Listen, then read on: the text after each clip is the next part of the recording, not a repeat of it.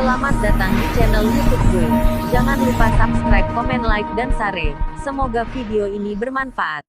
Mas Dani akan menceritakan sejarah perjanjian Sabdo Palon dan Syekh Subakir. Semoga video ini bermanfaat untuk Anda semua, dan mengenang zaman kuno.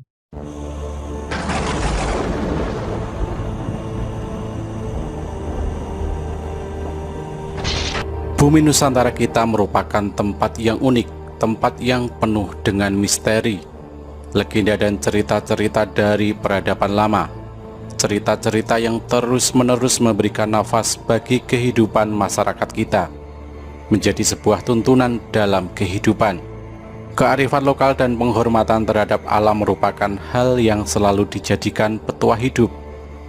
Namun perkembangan zaman senantiasa mengikis hal-hal seperti ini dan membuat kita lupa betapa pentingnya kearifan lokal ini. Dan berikut merupakan sebuah cerita mengenai Nusantara yang selalu diliputi oleh legenda dan mitosnya, yakni sejarah tentang Sabdo Palon dan Mbah Petruk. Ketika pertama Islam masuk ke tanah Jawa, tidaklah semulus yang orang sangka. Sebab tanah Jawa sudah ada manusia, juga ada bangsa jin yang menganut kepercayaan kuno. Ada yang menduga mereka adalah penganut Hindu dan Buddha, yakni agama yang pada saat itu berkembang. Namun banyak yang menduga mereka adalah penganut kepercayaan Jawa kuno. Mereka ini dipimpin oleh Sabdo Palon. Karena paham mereka yang berbeda, maka ketika Islam masuk disambut dengan peperangan. Bukan peperangan sembarang perang, namun perang mistis, perang ilmu-ilmu gaib. Sehingga tidak sedikit ulama Islam yang dikirim dari Mesir gugur dalam peperangan mistis tersebut. Dalam wadah kasar mereka tewas karena tersapu gelombang pasang, semacam tsunami dan sebagainya. Perang itu berlanjut dengan banyaknya jatuh korban di kedua belah pihak. Maka diutuslah Syekh Subakir, ulama asal Persia atau Iran yang dikenal ahli ilmu gaib dan bisa melihat bangsa jin.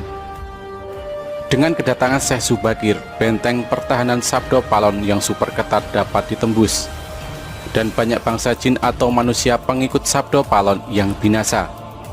Melihat keadaan yang tidak menguntungkan itu, Sabdo Palon mengadakan gencatan senjata. Dia mengajak Syekh Subakir berunding dan menghentikan perang. Syekh Subakir menerima ajakan tersebut dengan tangan terbuka, karena dia juga melihat jalan perundingan jauh lebih baik daripada melanjutkan pertempuran yang tidak ada gunanya. Kemudian terjadilah kesepakatan antara Syekh Subakir dengan Sabdo Palon. Isi kesepakatan itu antara lain, Islam boleh berkembang atau disebarkan di tanah Jawa, tetapi tidak boleh dilakukan dengan pemaksaan. Islam harus menghormati dan menghargai budaya, adat istiadat setempat. Islam tidak boleh memaksa orang yang berbeda keyakinan untuk memeluk agama baru tersebut. Dan kalau orang Islam yang memimpin atau jadi pemimpin harus mengayomi semua orang, semua agama dan semua kepercayaan, dan menjunjung tinggi kearifan lokal. Dan sejak saat itu Sabdo Palon bersama pengikutnya termasuk Mbah Petruk Moksa. Mereka hilang dari pandangan umum dan tidak mudah dilihat oleh manusia biasa. Hanya mereka yang memiliki kelebihan dan paham ilmu gaib yang dapat melihatnya. Sebelum menghilang, Sabdo Palon sempat berpesan kepada Syekh Subakir bahwa suatu ketika dia, Sabdo Palon atau pengikutnya Mbah Petruk akan kembali menunjukkan jati dirinya kalau pemimpin negeri ini tidak amanah, tidak mencintai rakyat, hanya berbuat untuk kesenangan dirinya dan kelompoknya saja, sementara membiarkan rakyat dalam kesengsaraan dan penderitaan. Kemunculan Sabdo Palon dan para pengikutnya Mbah Petruk untuk menagih janji, sekaligus mengingatkan agar para pemimpin negeri ini segera sadar, ingat rakyat dan ingat bangsa. Kalau tidak, selain akan banyak lagi bencana yang akan melanda negeri ini, mereka para pemimpin pada gilirannya juga akan menerima bencana. Bahkan bencana yang akan menimpa mereka lebih dahsyat, lebih mengerikan dan menakutkan. Inilah serat Sabdo Palon, penguasa gaib tanah Jawa. Serat yang pertama, Padha sira ngelingono carita ing uni-uni kang kocap ing serat babat-babat nagari Mojopahit. Nalika duki nguni Sang Abrawijaya, Prabu Pansamiya pepanggihan kaliyan Jeng Sunan Kali sabdo palon Naya Genggong rencangira. Ingatlah kalian semua akan cerita masa lalu yang tercantum di dalam babat sejarah babat negara Majapahit ketika itu. Sang Prabu Brawijaya tengah bertemu dengan Kangjeng Sunan Kalijaga, ditemani oleh Sabdo Palon dan Naya Genggong.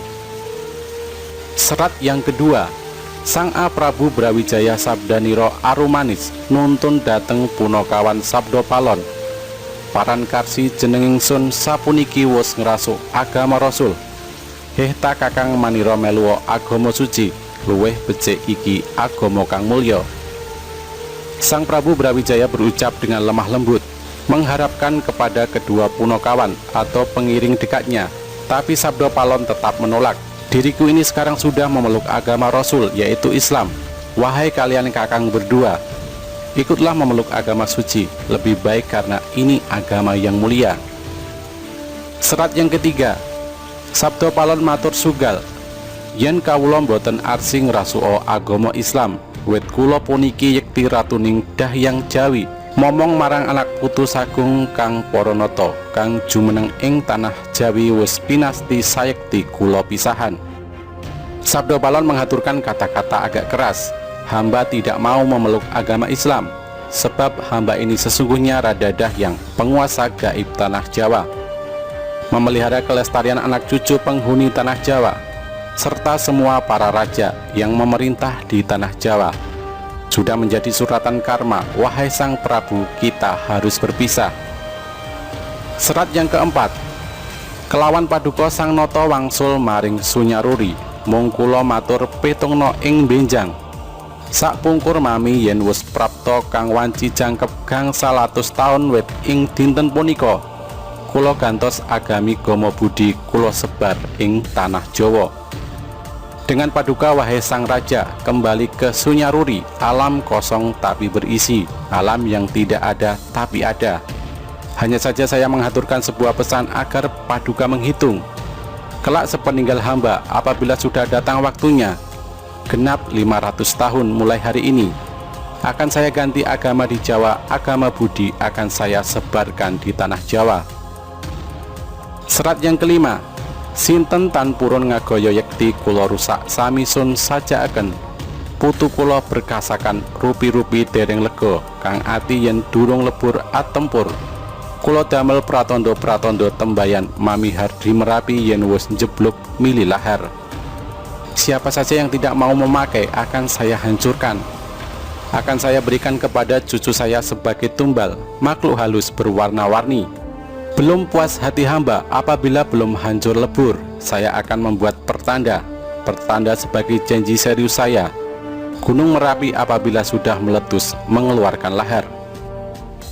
Serat yang keenam, ngidul ngilen Purugiro ngodo banger ingkang warih nggih punika wedal kula wis nyebar agama Budi Merapi. Janji mamai anggegereng jagat satuhu karsanireng. Jawata sadaya gilir gumanti, boten kenging kalamunta kaowahan. Ke arah selatan barat mengalirnya, berbau busuk air laharnya, itulah waktunya. Sudah mulai menyebarkan agama Budi. Merapi janji saya, menggelegar seluruh jagat, kehendak Tuhan, karena segalanya pasti akan berganti, tidak mungkin untuk dirubah lagi. Serat yang ketujuh, sangat-sangat ting sangsara kang tuwu ing tanah Jawi, sinengkalan tahunira lawan sabto ngesti aji upami nyabarang kali, prapteng tengah-tengahing kaline banjir bandang, jeroning ngelepno jalmi kathah sirna manungsa prapteng pralaya. Sangat-sangat sengsara yang hidup di tanah Jawa, perlambang tahun kedatangannya. Seandainya menyeberangi sebuah sungai, ketika masih berada di tengah-tengah, banjir bandang akan datang tiba-tiba.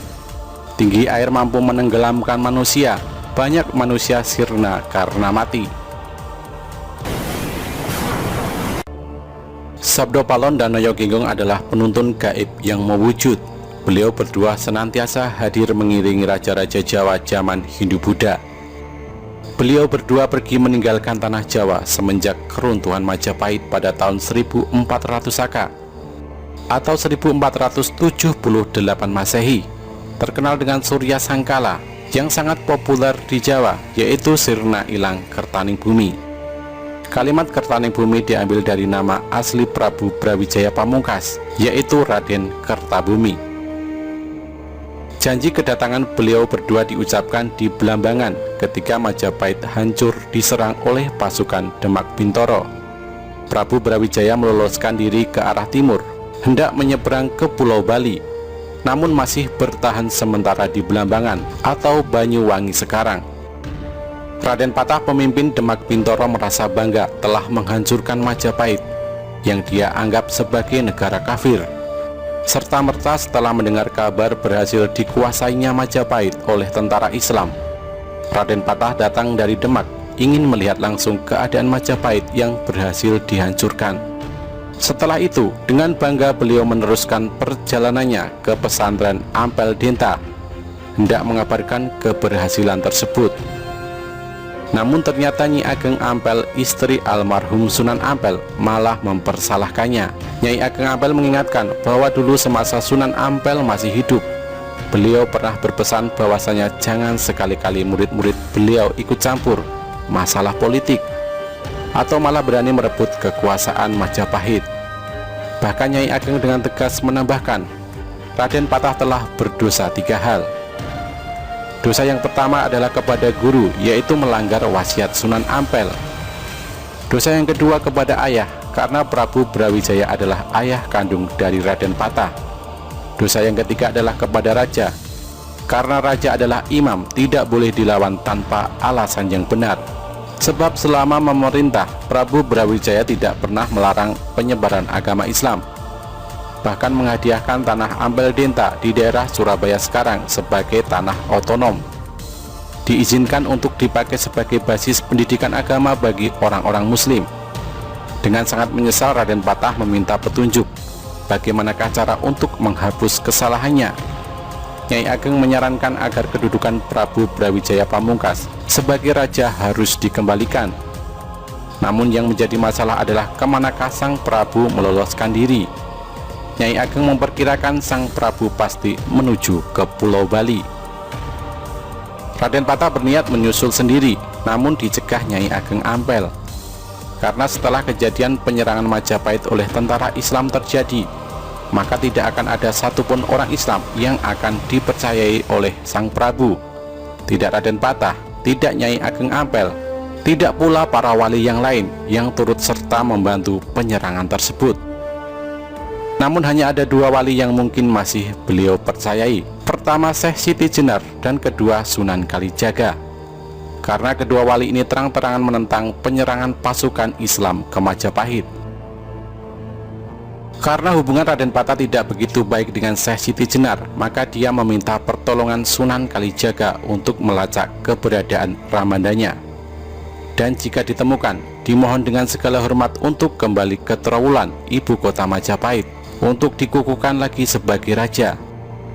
Sunan Kalijaga bersedia membantu. Ditemani beberapa santri, beliau langsung melakukan pencarian ke arah timur. Dan ternyata benar, di Blambangan banyak umbul-umbul pasukan Majapahit serta para prajurit Majapahit yang siap tempur berkumpul di sana. Dan benar pula Prabu Brawijaya masih ada di sana, belum menyeberang ke Pulau Bali. Agak kesulitan, Sunan Kalijaga memohon bertemu dengan sang Prabu. Namun karena sang Prabu tahu betul Sunan Kalijaga yang seringkali beliau panggil Syahid itu menurut pasukan sandi atau intelijen Majapahit, Sunan Kalijaga bersama pengikutnya sama sekali tidak ikut dalam penyerangan ke Majapahit. Maka Sunan Kalijaga dipersilahkan menghadap walau dengan kawalan ketat. Disinilah dialog Serat Sabdo Palon terjadi. Sang Prabu Brawijaya ditemani Sabdo Palon dan Noyo Ginggong dihadap oleh Sunan Kalijaga beserta sesepuh Majapahit yang kebetulan bersama-sama sang Prabu hendak menuju ke Pulau Bali, menyusul beberapa masyarakat Jawa lainnya yang lebih dahulu melarikan diri ke sana. Mendengar penuturan Sunan Kalijaga, sang Prabu luruh hatinya, karena sejatinya sang Prabu kini tengah menggalang kekuatan besar untuk merebut kembali tahta dari tentara Islam. Tidak bisa dibayangkan apabila itu terjadi, karena pendukung Sang Prabu Brawijaya masih banyak tersebar di seluruh Nusantara. Pertumpahan darah yang lebih besar pasti akan terjadi.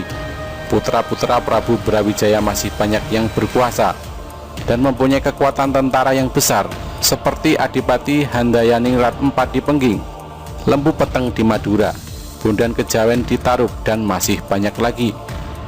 Sunan Kalijaga meminta agar pertikaian dihentikan, dan sudilah kiranya Sang Prabu kembali memegang tampuk pemerintahan. Prabu Brawijaya menolak, karena jikalau itu terjadi, maka beliau akan merasa terhina oleh putra selirnya sendiri, Raden Patah, yang lahir dari putri Cina Engkian dan dibesarkan di Palembang dalam asuhan Adipati Arya Damar atau Swan Liang. Bagaimana tidak, seorang ayah harus menerima tahta dari anaknya sendiri. Memalukan. Ketika perundingan menemui jalan buntu, maka Sunan Kalijaga mengusulkan agar beliau dengan kebesaran jiwa mau memeluk Islam. Dengan demikian, seluruh pendukung beliau pasti akan meninggalkan beliau satu persatu, dan pertumpahan darah yang lebih besar lagi akan terhindar. Mendengar akan hal itu, Prabu Brawijaya tercenung. Untuk menghindari peperangan lebih besar, setidaknya usulan Sunan Kalijaga memang masuk akal. Demi perdamaian, Sang Prabu mengesampingkan egonya, maka penuh dengan kebesaran hati, beliau menyatakan masuk Islam. Terkejut seluruh yang hadir, termasuk Sabdo Palon dan Noyo Ginggong, hingga terlontarlah sebuah janji seperti tercantum pada serat Sabdo Palon di atas. Sepeninggal Sabdo Palon dan Noyo Ginggong, Sang Prabu pun bersedia kembali ke Trowulan, namun bukan hendak kembali menduduki tahta, akan tetapi mendamaikan seluruh kerabat Majapahit agar merelakan tahta dipegang oleh Raden Patah. Dalam perjalanan pulang inilah Sunan Kalijaga meminta bukti ketulusan Sang Prabu dalam memeluk Islam. Sunan Kalijaga memohon untuk memotong rambut panjang Sang Prabu dengan sebilah keris. Setelah diizinkan, Sunan Kalijaga memotong rambut beliau, tapi ternyata tidak satu helai pun terpotong.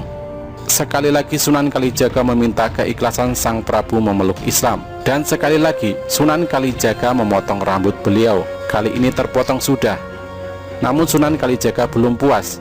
Menjelang berangkat kembali ke Trowulan, Sunan Kalijaga mengambil air comberan yang berbau tidak sedap, dimasukkan ke dalam sebilah bambu.